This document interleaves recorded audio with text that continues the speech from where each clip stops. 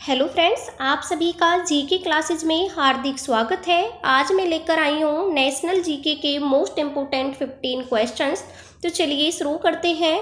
पहला क्वेश्चन है, स्रोत का नाम बताइए जो प्राचीन व्यापारिक मार्गों पर मौन है। क्वेश्चन आपसे पूछ रहा है कि ऐसा इनमें से कौन सा स्रोत है जो उसमें कि कोई भी व्यापारिक मार्ग का वर्णन या उल्लेख नहीं किया गया है।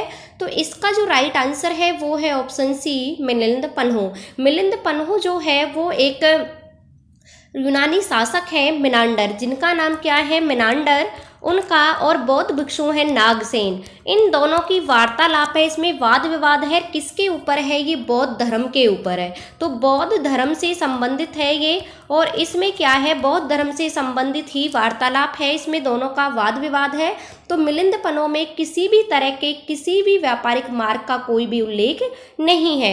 जबकि अगर हम बात करें संगम साहित्य की, तो संगम साहित्य संगम वंश से संबंधित है, और उसके साथ साथ इसमें व्यापारिक मार्गों का भी उल्लेख किया गया है कि कौन कौन से व्यापारिक मार्ग थे। ऐसी जो जातक कथाएं हैं ये भी महात्मा बुद्ध के जीवन से संबंधित हैं, और इनमें भी व्यापारिक मार्गों का उल्लेख है। लेकिन जो मिलिंद पन्हु है इसमें किसी भी व्यापारिक मार्ग का उल्लेख नहीं मिलता है। इसीलिए कहा गया है कि जो मिलिंद पन्हु है वह व्यापारिक मार्गों पर क्या है, मौन है। नेक्स्ट है, किस राजपूत शासक ने जिज मुहम्मद शाही नामक आंकड़ों का समूह बनाया जिसमें खगोल संबंधी अवलोकन कर सकें?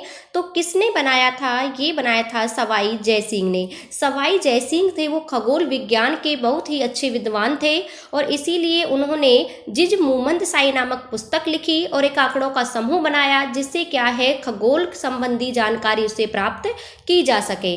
वहीं इन्होंने एक पुस्तक और लिखी थी जिसका नाम था जयसिंह क्रात। जयसिंह क्रात भी इन्होंने ही लिखी थी। किसने? सवाई जयसिंह ने। नेक्स्ट है, किस विदेशी यात्री ने भारत का दौरा सबसे पहले किया था? तो इनमें से कौन सा यात्री था विदेशी जिसने भारत का दौरा सबसे पहले किया था? तो इसने किया था मेगास्थनीज ने। मेगास्थनीज जो है उन्होंने सबसे पहले भारत का दौरा किया था। किसके शासनकाल में भारत आए थे? तो ये चंद्रगुप्त मौर्य के शासनकाल में भारत आए थे। कौन? मेगास्थनीज। तो ये सेल्यूकस निकेटर के क्या थे? राजदूत थे। और इन्होंने जो पुस्तक लिखी थी, कई बार पूछी जाती है कि मेगास्थनीज की पुस्तक का नाम था इंडिका। इंडिका इन्होंने लिखी थी मेगास्थनीज ने, और चंद्रगुप्त मौर्य के शासनकाल में ये भारत आए थे। वहीं हम ह्वेनसांग की बात करें तो ह्वेनसांग जो है वो 630 ईस्वी में भारत आए थे, और 645-44 ईस्वी तक कहाँ रहे थे? भारत में ही रहे थे।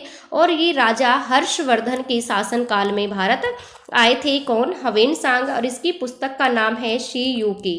सीयू की जो पुस्तक है वो किसकी है? ये है ह्वेनसांग की।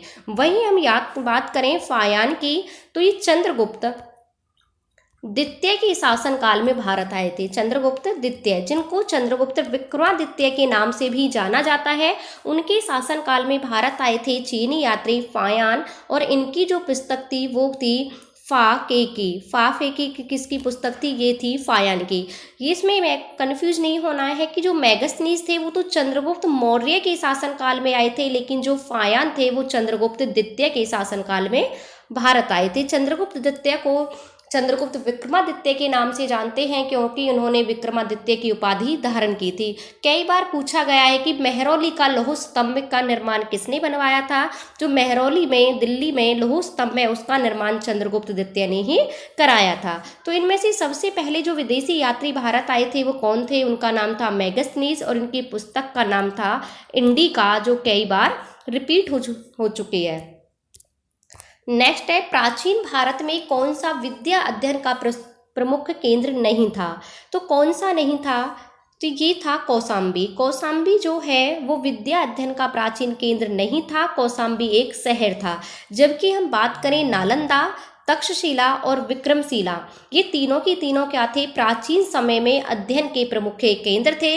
कल भी बताया था जो विक्रमशिला विश्वविद्यालय है इसकी जो स्थापना की थी वो पाल वंश के राजा थे धर्मपाल।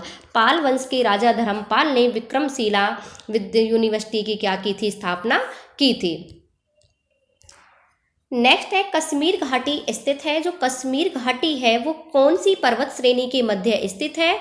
तो ये है पीर पंजाल और हिमाद्री पर्वत श्रेणी के बीच। पीर पंजाल और हिमाद्री पर्वत श्रेणी के मध्य कश्मीर घाटी स्थित है।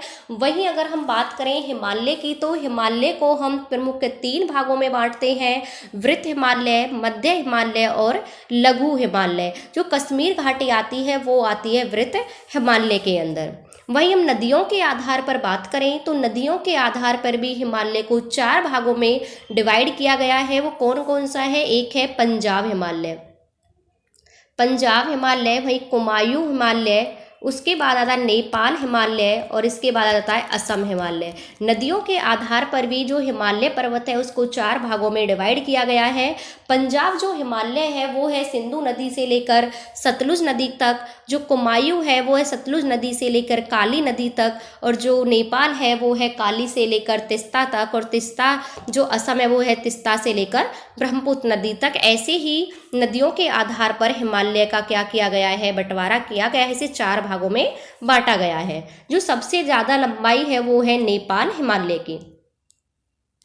नेक्स्ट है पुस्तक का 15 भारतीय और 40 विदेशी भाषाओं में अनुवाद किया जा चुका है। तो इनमें से कौन सी ऐसी पुस्तक है जिसका 15 भारतीय और 40 विदेशी भाषाओं में अनुवाद किया जा चुका है? तो ये कौन सी है? ये है पंचतंत्र। पंचतंत्री पुस्तक है जिसका इतनी भाषाओं में अनुवाद किया जा चुका है। और इसके लेखक कौन थे?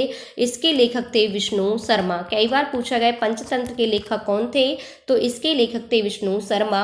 वहीं हम अभिज्ञान शाकुंतलम की बात करें तो इसके जो लेखक थे वो कौन थे? वो थे कालिदास। कालिदास ने लिखी थी अभिज्ञान शाकुंतलम। कुमार संभवम भी किसकी है? अग्निकाल मित्रम भी किसकी है? ये तीनों की तीनों कालिदास की ही हैं। वहीं हम बात करें तो अर्थशास्त्र, अर्थशास्त्र को लिखा था कौटिल्य ने, जो कि राजनीति से संबंधित पुस्तक है। कई बार पूछा जा चुका है कि अर्थशास्त्र जो पुस्तक है वो किस पर आधारित है? तो ये है राजनीति पर आधारित।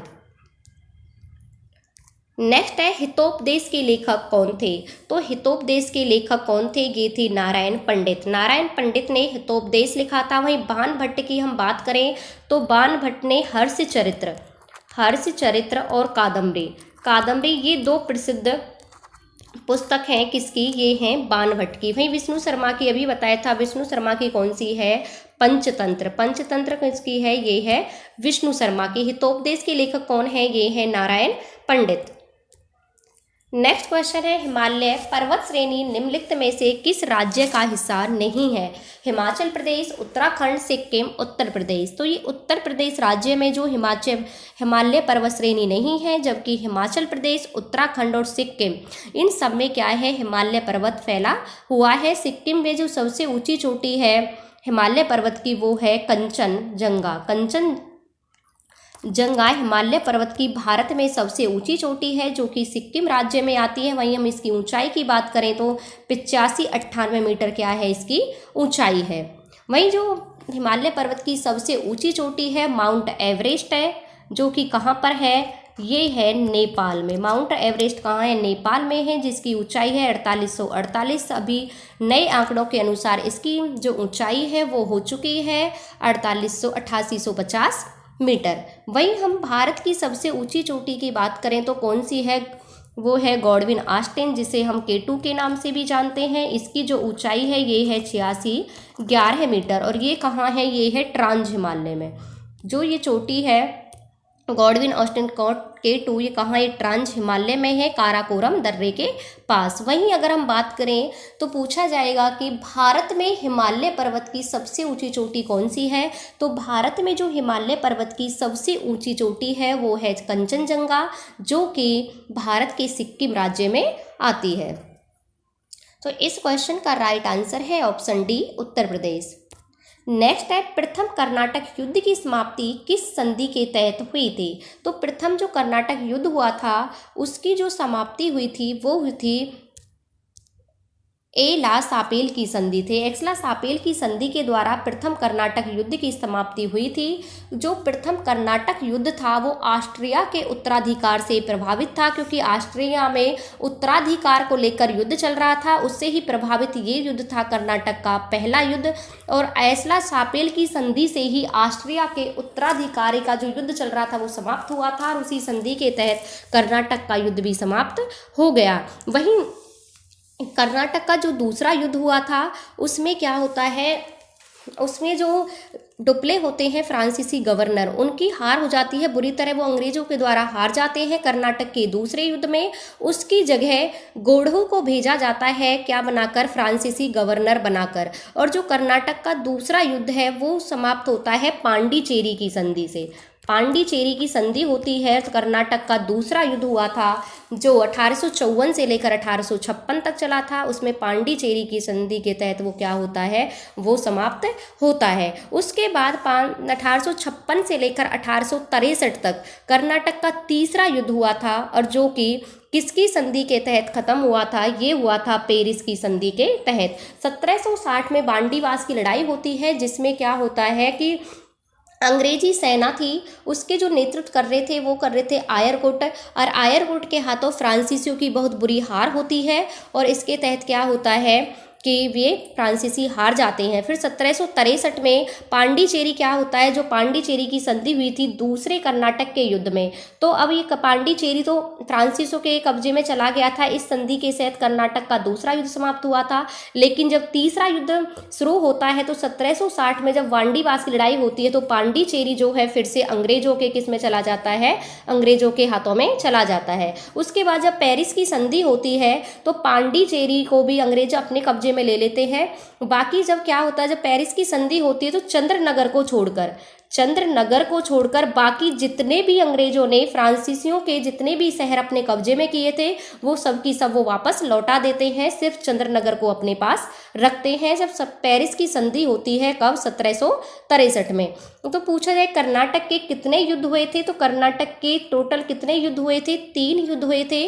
पहला जो युद्ध समाप्त हुआ था उसमें एक्सला सापेल की संधि के तहत हुआ था। दूसरा जो युद्ध समाप्त हुआ था वो पांडिचेरी की संधि के तहत हुआ था, और तीसरा जो युद्ध समाप्त हुआ था वो हुआ था पेरिस की संधि के तहत। तो ये संधियां बहुत पूछी जाती है कि कौन सा युद्ध किस संधि के तहत क्या हुआ था, युद्ध खत्म हुआ था।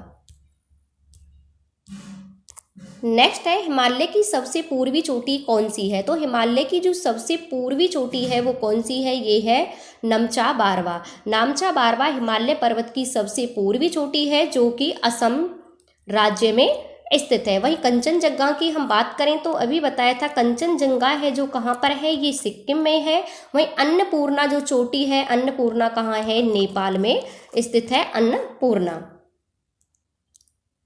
नेक्स्ट है 1922 में निम्नलिखित में से किसने कहा था कि भारतीय संविधान भारतीयों की इच्छा के अनुसार होना चाहिए। ये कहा था महात्मा गांधी ने। महात्मा गांधी ने कहा था कि जो भारत का संविधान होगा जैसा भारतीय चाहें वो वैसा ही होना चाहिए, उसमें किसी बाहरी शक्ति का या बाहरी व्यक्तियों का कोई भी प्रभाव नहीं होना चाहिए। जो सबसे पहले जो संविधान की मांग की थी वो 1895 में बाल गंगाधर तिलक ने की थी, सबसे पहले जो मांग की गई थी। उसके बाद 1922 में महात्मा गांधी ने कहा भारतीय संविधान भारतीयों की इच्छा के अनुसार होना चाहिए। वहीं 1929 का जो लाहौर अधिवेशन हुआ था जिसकी अध्यक्षता पंडित जवाहरलाल नेहरू ने की थी, उसमें पूर्ण स्वराज्य की मांग उठाई गई थी। उसके बाद 1934 में एम.एन. रॉय ने आधिकारिक रूप से औपचारिक रूप से संविधान की मांग की थी। इसके बाद कैबिनेट मिशन की संतृप्तियों के आधार पर संविधान सभा का गठन होता है और आगे जाके संविधान का निर्माण किया जाता है। तो सब किसने कहा था, ये कहा था महात्मा गांधी ने। नेक्स्ट है भारत एक गणतंत्र है, इसका क्या अर्थ है। तो इसका ये अर्थ है कि भारत में जो वंशानुगत शासन नहीं है, भारत में वंशानुगत शासन नहीं है। भारत कैसा गणतंत्र है, क्योंकि जो भारत के राष्ट्रपति हैं वो किसी वंश से नहीं आते जबकि उन्हें चुना जाता है। तो इसलिए भारत कैसा है, गणतंत्र राज्य है, ना कि राजतंत्र है उसमें। नेक्स्ट है, निम्नलिखित में से कौन सा सुमेलित नहीं है? तो इनमें से लिपुलेख उत्तराखंड में, नाथुला अरुणाचल प्रदेश, रोहतांग हिमाचल और पालघाट केरल। तो इसमें सुमेलित नहीं है नाथुला अरुणाचल प्रदेश, क्योंकि जो नाथुला दर्रा है वो अरुणाचल प्रदेश में नहीं है, वो कहाँ पर है? ये है सिक्किम में। अरुणाचल प्रदेश में जो दर्रे हैं वो है यांग्याप और दीफू दर्रा कहाँ पर है? अरुणाचल प्रदेश में है। वही नीतीला, मानाला, लिपुलेख ये सारे की सारे दर्रे कहाँ पर हैं? ये हैं उत्तराखंड में। पालघाट कहाँ पर है? वो है केरल में। और रोहतांग दर्रा, सिपकिला दर्रा ये कहाँ है? ये है हिमाचल प्रदेश में। तो सही सुमेलित कौन सा नहीं है? बी। नेक्स्ट है, भारतीय संविधान की तीसरी अनुसूची का संबंध किससे है? तो भारतीय संविधान की जो तीसरी अनुसूची का संबंध है वो है शपथ और प्रतिज्ञान से, क्योंकि हमारे संविधान सभा में कितनी अनुसूचियां हैं? कुल अनुसूचियां हैं 12। जब संविधान का निर्माण हुआ था तो इसमें जो अनुसूचियों की संख्या थी वो थी 8, लेकिन बढ़कर अब कितनी हो गई हैं? अब हैं 12 अनुसूचियां, जिसमें जो पहली अनुसूची में तो राज्य और संघ क्षेत्र का वर्णन है। उसके बाद जो दूसरी अनुसूची है उसमें क्या है? वेतन और भत्ते हैं। तीसरी में क्या है? शपथ और प्रतिज्ञान है। वहीं चौथी अनुसूची की हम बात करें तो राज्यसभा का वर्णन है। राज्यसभा के जो प्रतिनिधि हैं उनका वर्णन कौन सी अनुसूची में है? वो है चौथी अनुसूची में। पांचवी जो अनुसूची है उसमें जनजातीय क्षेत्रों से संबंधित में वर्णन है। छठी में जो है वो है असम और मणिपुर, मेघालय, इनका वर्णन है। सातवीं में हमारी जो अनुसूची होती है संघ सूची, संवर्ती सूची, राज्य सूची, जो सूची होती है सूची का वर्णन कौन सी अनुसूची में है? ये है 7वीं में। 8वीं अनुसूची में हमारी भाषाओं का वर्णन है। हमारे संविधान में कितनी भाषाओं का उल्लेख है? मूल रूप से वो है 22 भाषाओं का। जो संविधान बनकर तैयार हुआ था उस समय 14 भाषाएं शामिल थी, लेकिन अब कितनी है? 22 भाषाएं हैं। और भाषाओं का उल्लेख कौन सी अनुसूची में है? वो 8वीं अनुसूची में। वहीं 11वीं अनुसूची पंचायत से संबंधित है। 10वीं अनुसूची दल बदल से संबंधित है। और वहीं 12वीं अनुसूची की बात करें तो वो नगर निगम से संबंधित है।